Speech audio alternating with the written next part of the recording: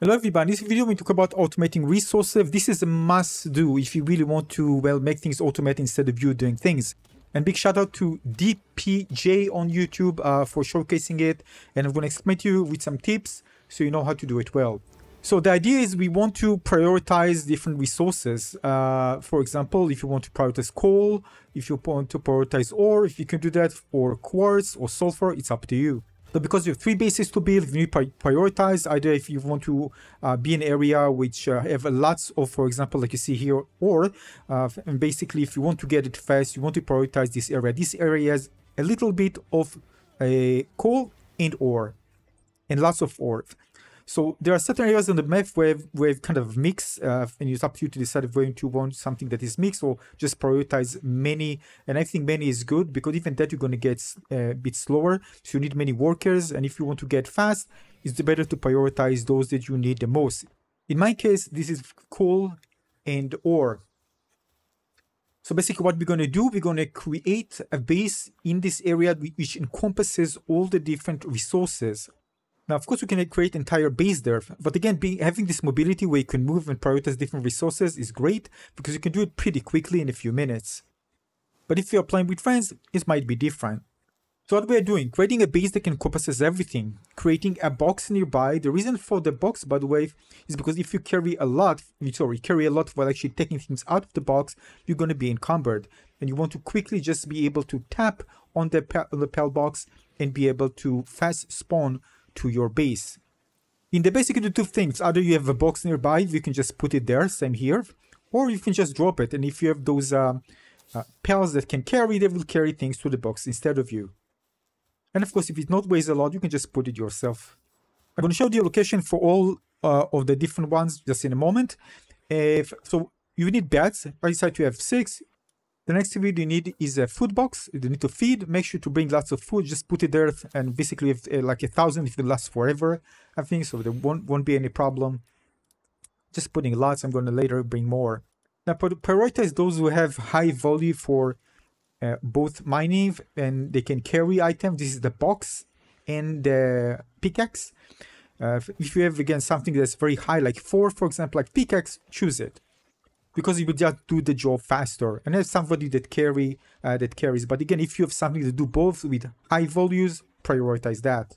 This, for example, well, is not good. It has good carry, but again, the other ones are not needed. And later on, I'm going to change that. Those, for example, is free mining, so is in.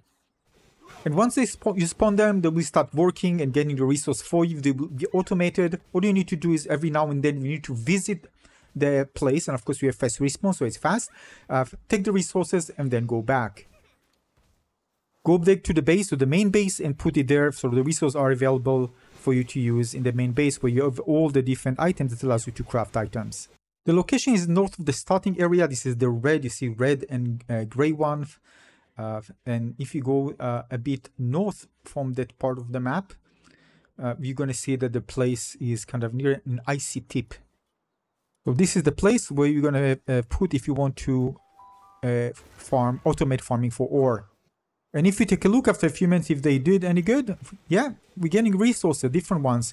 Now, don't need to put many of the boxes because again, it's going to stack up. So you just need, and there are only few resources available. So you don't need to put more than 1 box. All right, so again, this is the starting location.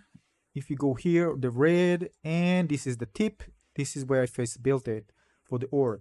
Now the second one that I build is here. Again, we're going to go from the base here toward the northeast, and it's going to be in this location. This is for coal, right? This is for coal. So if you go to Verdun Brook as spawn point, all right, you just kind of straight from there.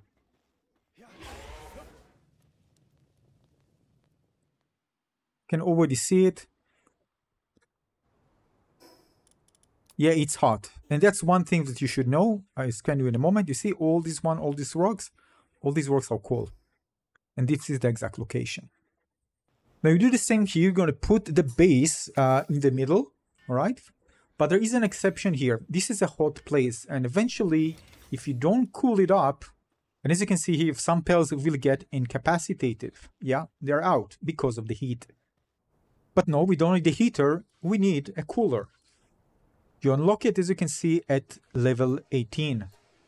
So make sure you have the resources and build a cooler. But just the cooler alone is not enough. There are some pals that have kind of a symbol of a snowflake.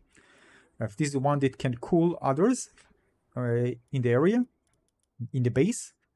This one, for example, Sweepa. You can see it has cooling too. Of course, you can find something that has both. But for just demonstration, let's put it there and immediately start cooling everything. The thing that after you put one there, you can just put all the others. If you see, it's cooling. So now you can put all the other pals the same as you did before, and they will survive.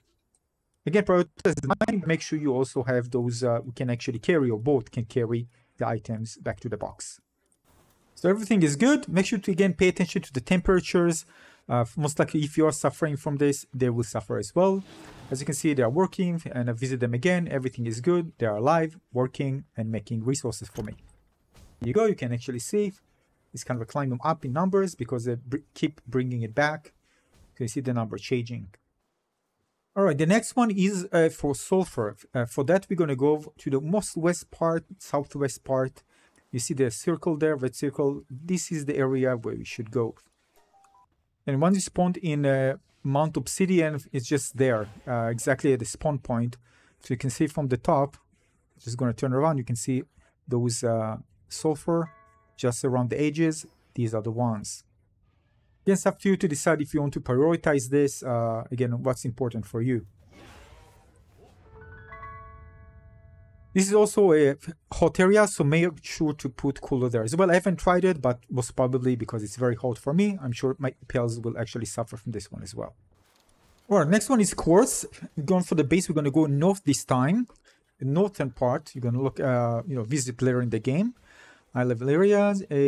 And this is, we're going to go closer. I'm going to show you, of course, how to get it from the one of the spawn points. So we're going to go there. Right, from the spawn point, we're going to go a bit west and south from the point.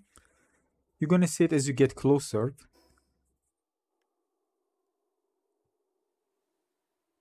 You see this area where there are kind of rocks at the bottom of the ledge. See here, this is the one. As I get closer, you're going to see it from the top. This is, you're going to see a bunch of quartz rocks. Now they are shown. This is the one. I'm going to show you soon on the map again.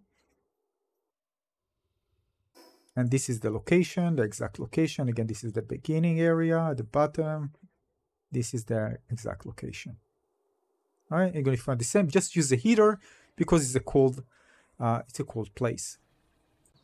So this is one strategy and one reason why maybe you decide not to build a complete base, if you're especially playing alone. And you want to focus on just having a mobile base, so you can actually just focus on resource gathering and automating that process for you. And that's it. If you find this one useful, give a like. If you have any question, if you think that I missed something, and maybe other tips for other players, let us know in the comment section below. And thanks for DPJ for actually mentioning on his channel. So make sure to visit his channel and give him a shout out. Thanks for watching, everybody. I'll see you on the next video. Cheers.